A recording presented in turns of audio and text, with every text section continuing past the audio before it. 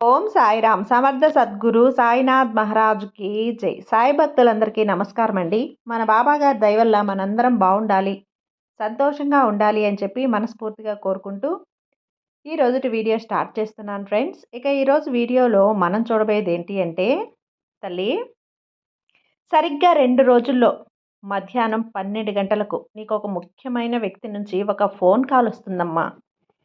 ఇది అసలు ఎవరు బాబా, ఎందుకు వస్తుంది అని తెలుసుకోవాలి అంటే జాగ్రత్తగా విను. అప్పుడే కదా నీకు అర్థమవుతుంది అని చెప్పి బాబా గారైతే మన కోసం ఒక మంచి సందేశాన్ని అయితే తీసుకొచ్చేసారండి. ఆ సందేశం ఏంటి, ఆ సందేశం రూపంలో బాబా గారు మనతో ఏం చెప్పబోతున్నారు అనేది వినే ముందుగా మన ఛానల్ని కనుక కొత్తగా ఎవరైనా చూస్తూ ఉన్నట్లయితే ప్లీజ్ సబ్స్క్రైబ్ చేసుకోండి ఫ్రెండ్స్. వీడియో నచ్చితే కనుక లైక్ చేయండి, షేర్ చేయండి, కామెంట్ చేయండి. ఇక వీడియోలోకి వెళ్ళబోయే ముందుగా మనకు తెలిసిన గురువుగారండి, షిరిడి సాయిబాబా ఆశీస్సులతో జ్యోతిష్యం చెప్తున్నారు గురూజీ సుబ్రహ్మణ్యం రాజు గారు.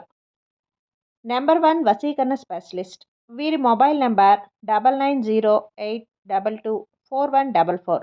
ఎలాంటి ప్రాబ్లం ఉన్నా సరే కేవలం ఫోన్ ద్వారా పూజలు చేసి పరిష్కరించేస్తారు. నేరుగా వెళ్లాల్సిన పని లేదు, పర్సనల్గా మీట్ అవ్వాల్సిన అవసరం కూడా లేదు. ఉన్న చోటనే కదలకుండా, మూడో కంటికి తెలియకుండా మీ మొండి సమస్యలను సైతం మీరు పరిష్కరించుకోవచ్చు. ప్రేమ, పెళ్లి, ఉద్యోగం, రాజకీయం, విదేశీ ప్రయాణం, ధనం నిలకడగా లేకపోవటం, భార్యాభర్తల మధ్య గొడవలు, ఆస్తి తగాదాలు, అప్పుల బాధలు, స్త్రీలు పురుషులు ఎటువంటి గుప్త సమస్యలున్నా సరే నెంబర్ 1 వశీకరణ స్పెషలిస్ట్. మీ మీద, మీ ఇంటి మీద చెడు ప్రయోగం జరిగినా, చేసి ఉన్నా కూడా నరదృష్టి, నరగోష్ట, సంతాన సమస్యలు, భార్యాభర్తల మధ్య, లవర్స్ మధ్య అనుమానాలున్నా, అపార్థాలున్నా, థర్డ్ పర్సన్ ఉన్నా సరే, అత్తాకోడళ్ళ మధ్య సఖ్యత లేకపోయినా ప్రతి ఒక్క ప్రాబ్లంకి చక్కటి సొల్యూషన్ ఇస్తున్నారండి. మీ వివరాలన్నీ కూడా సేఫ్ అండ్ సెక్యూర్గా ఉంచుతారు. మీకే కాదు, దేశ విదేశాల్లో ఉన్నవారు ఎలాంటి ప్రాబ్లమ్స్నైనా సరే పరిష్కరించుకుంటున్నారు. ఎంతోమంది విదేశాల్లో ఉన్నటువంటి వారు, దిక్కుతోచని పరిస్థితుల్లో అయోమయ స్థితిలో ఉన్నవారు ఇప్పుడు గురువుగారికి కాల్ చేసి వాళ్ళ ప్రాబ్లమ్స్ని సాల్వ్ చేసుకొని ఈరోజు హ్యాపీగా లైఫ్ లీడ్ చేస్తూ చాలా సంతోషంగా ఉన్నారు. కాబట్టే స్క్రీన్ మీద ఉన్నటువంటి నెంబర్కి ఒకసారి కాల్ చేయండి. మీ ప్రాబ్లంని గురువుగారితో పంచుకోండి. ఖచ్చితంగా గురువుగారు మీ ప్రాబ్లంకి సొల్యూషన్ చూపిస్తారు. తల్లి, ఇది నువ్వు ఖచ్చితంగా విని తీరాలమ్మా. ఇక నీకు మంచి రోజులు ప్రారంభమయ్యాయి. ఇక సరిగ్గా 2 రోజుల తర్వాత మధ్యాహ్నం సమయంలో నీకు ఒక వ్యక్తి నుండి ఫోన్ కాల్ రాబోతుంది. అది ఎవరో తెలుసుకోవాలి అంటే నువ్వు చివరి వరకు విని తీరాల్సిందే కదా. ఖచ్చితంగా నేను చెప్పేది ఒక్క మాట కూడా విడిచిపెట్టకుండా వినాలి. నీకు నేను కేవలం నీ కోసమే కదా తల్లి ఈ సందేశాన్ని తీసుకొచ్చాను. ఇప్పుడు నువ్వు ఎన్నో కష్టాలతో, సమస్యలతో నలిగిపోతున్నావు కదా. అసలు నా జీవితంలోకి అదృష్టమే రాదు బాబా అని అడుగుతున్నావు. ఆ వార్త నీ చెవిన పడిన మరుక్షణం నీ జీవితంలోకి సంతోషాలు, ఆనందాలు అడుగుపెట్టబోతున్నాయి. అంతేకాదు, కష్టాలు, బాధలు, సమస్యలు, నష్టాలు అన్నీ కూడా నీ నుంచి శాశ్వతంగా బయలుదేరి వెళ్ళిపోబోతున్నాయి. అవునమ్మా, నేను చెప్తున్న మాట వాస్తవం.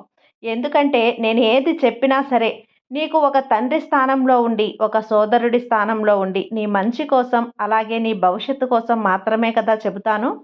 ఎప్పుడు కూడా కష్టాల సుడిగుండంలో పడి ఎలా బయటపడాలో నువ్వు అర్థం కాక నీ జీవితానికి ఈరోజు ఒక మంచి మార్గాన్ని వేశాను. కాబట్టి నువ్వు ఆ మార్గంలో నుంచి నువ్వు నడక ప్రారంభిస్తే మాత్రం నీ జీవితం అంతా కూడా సంతోషదాయకంగా మారుతుంది. మరి బాబా, ఈ సమస్య నాకు, ఈ కష్టం వచ్చింది అని చెప్పి అడుగుతూ ఉంటావు కదా. నీ యొక్క మనస్తత్వం అనేది నాకు పూర్తిగా తెలుసమ్మా. నువ్వు అందరిలా కాదు, నువ్వు చాలా అంటే చాలా మంచి మనసు కలదానివి. ఎదుటివారిని ఎప్పుడైనా నష్టపరచాలని కానీ, కష్టపెట్టాలని కానీ, నీ మాటలతోటి కృంగదీయాలని కానీ ఎప్పుడూ నువ్వు అనుకోలేదు. అసలు ఎదుటివారి నాశనాన్ని కోరుకోవటమే లేదు. అసలు కలలో కూడా వాళ్ళకి చెడు చేయాలని చెప్పి నువ్వు అస్సలు అనుకో. అంతేకాదు, నీకేదైనా సరే ఎదుటివారి నుంచి కష్టం వచ్చినప్పుడు నువ్వు వాళ్ళు సంతోషంగా ఉండాలి అని ఆశిస్తావు. ఆ కష్టాన్నంతా ఓర్చుకొని ఒక్క మాట కూడా వాళ్ళని అనకుండా ఆనందంగా ముందుకు వెళ్ళిపోతావు. అంత గొప్ప మనసు నీది. అలానే ఎదుటివారి నుంచి నువ్వు సాయం పొంది మళ్ళీ నీకు సహాయపడినప్పుడు వారు నిన్ను దూరం పెట్టినా సరే వారిని కూడా తిరిగి ఒక్క మాట కూడా నువ్వు అస్సలు అనవు.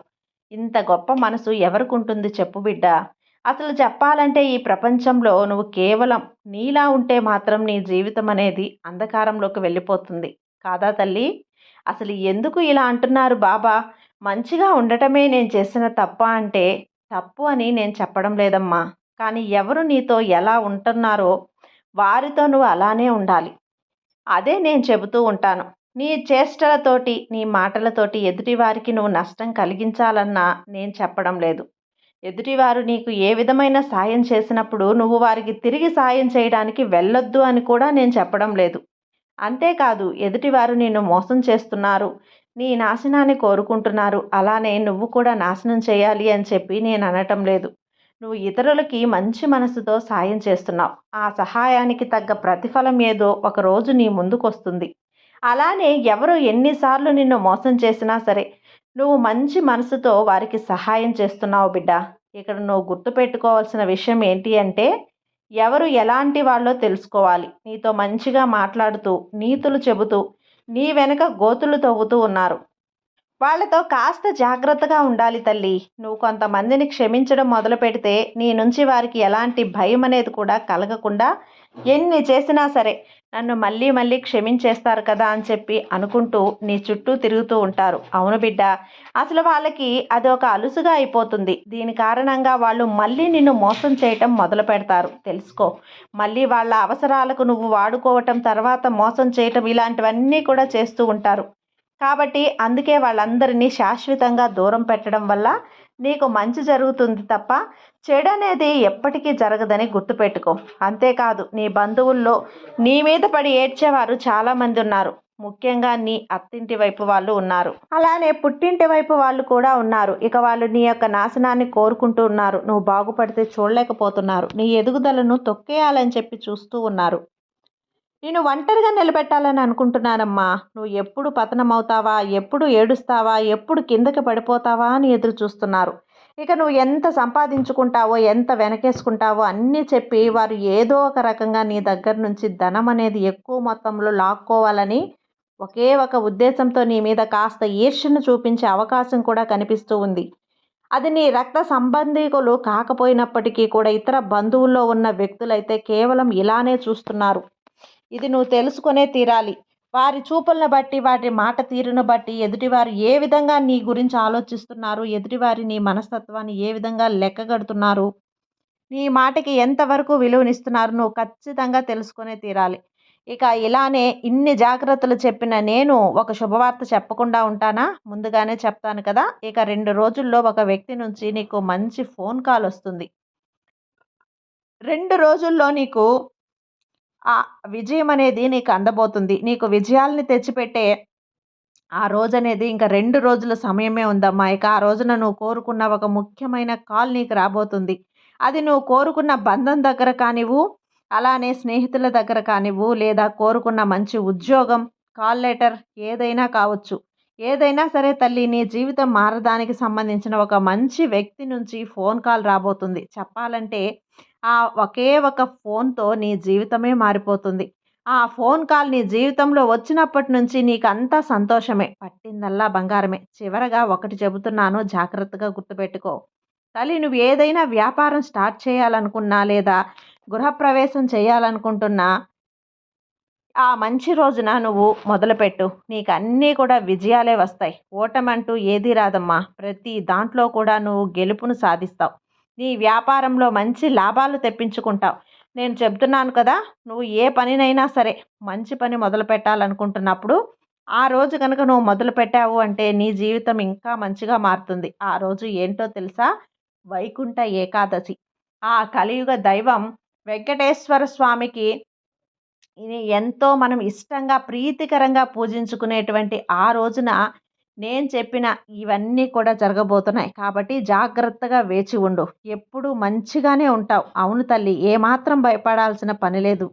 కంగారు పడాల్సిన పని అస్సలు లేదు. ఇక నువ్వు అస్సలు ఆలోచించుకోవాల్సిన పని కూడా లేదు. సంతోషం వచ్చినప్పుడు ఎప్పుడు ఎగిరి గంతెయ్యకమ్మా. ఎప్పుడూ కూడా నీ వ్యక్తిత్వాన్ని నువ్వు మంచిగా ఉంచుకోగలగాలి. సంతోషం వచ్చినా, బాధ వచ్చినా ఒకేలా ఉండగలగాలి. నీ జీవితంలో అన్నింటినీ కూడా నువ్వు ఒకేలా, ఒకే రకంగా చూడగలగాలి.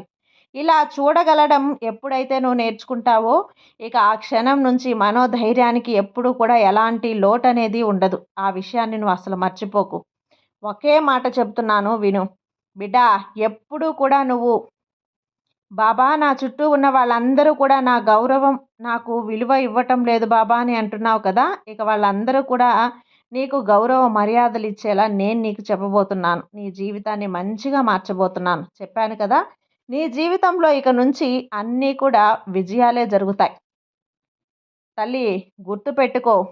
వసుదేవుడంతటి వాడికే గాడిద కాళ్ళు పట్టుకొని ఎగడం తప్పలేదు. అలాగే నువ్వు కూడా 4 సార్లు ఎదుటి వారిని పలకరించి అడగడంలో తప్పు లేదు కదా! వారు ఏ విధంగా అయితే నీ అవసరాలకు నీ వద్దకు వచ్చి తీర్చుకుంటున్నారో, అలానే నువ్వు కూడా చేయటంలో తప్పేముంది? నలుగురిలో నువ్వు ఎలా అయితే వారి యొక్క అవసరాలను తీర్చడానికి వెళ్ళి వారి గౌరవాన్ని పెంచుకుంటున్నారో, అలానే వారిని కూడా నువ్వు అలా ఉపయోగించడంలో ఎలాంటి తప్పు లేదు. అది పూర్తిగా నీ యొక్క తెలివితేటల మీద ఆధారపడి ఉంటుంది. కాబట్టి నువ్వు ఏదైనా సరే నీ యొక్క డబ్బు, గౌరవం నష్టపోనంత వరకు ఎదుటి వారితో నువ్వు ఎలా అయినా కూడా మాట్లాడొచ్చు. అది నీ తెలివితేటల మీదే ఆధారపడి ఉంటుంది. ఇక ఇప్పుడు నీ జీవితం మారబోతుంది. ఇక అతి కొద్ది రోజుల్లోనే చెప్పాను కదా! 2 రోజుల్లోనే ఒక అద్భుతం జరగబోతుంది అని. అది ఖచ్చితంగా జరిగే తీరుతుంది. నువ్వు ఎదురు చూసే శుభవార్తని నువ్వు వినబోతున్నావా? ఆ వార్తని నీ చెవిన పడిన వెంటనే నీ జీవితానికి ఇక ఇది చాలు బాబా అని నువ్వే అంటావు. అసలు ఆ ఒక్క శుభవార్త నీ బంధువుల నుంచి రాబోతుందా? ఎటువైపు నుంచైనా సరే ఆ శుభవార్త అనేది నీకు రాబోతుందమ్మా. ఆనందంగా ఎదురు చూస్తూ ఉండు. అంటే అది ఏ క్షణమైనా సరే నీ ఇంటి గడప తొక్కవచ్చు. నీ దగ్గరికి రావచ్చు. ఇక నీ జీవితం ఆనందంగా, సంతోషంగా ఉండబోతుంది. ఇక నీ లైఫ్‌లో ఎలాంటి కష్టాలు, సమస్యలు ఏవి కూడా రావు. ఇక హాయిగా, ఆనందంగా ఉండు నీ బాబా మీద నమ్మకంతో ఉండమ్మా. నీకంతా మంచే జరుగుతుంది. నీ సాయి నీకు తోడుండగా నీకు భయమెందుకు చెప్పు. సర్వేజన సుఖినో భవంతు. జై సాయిరాం.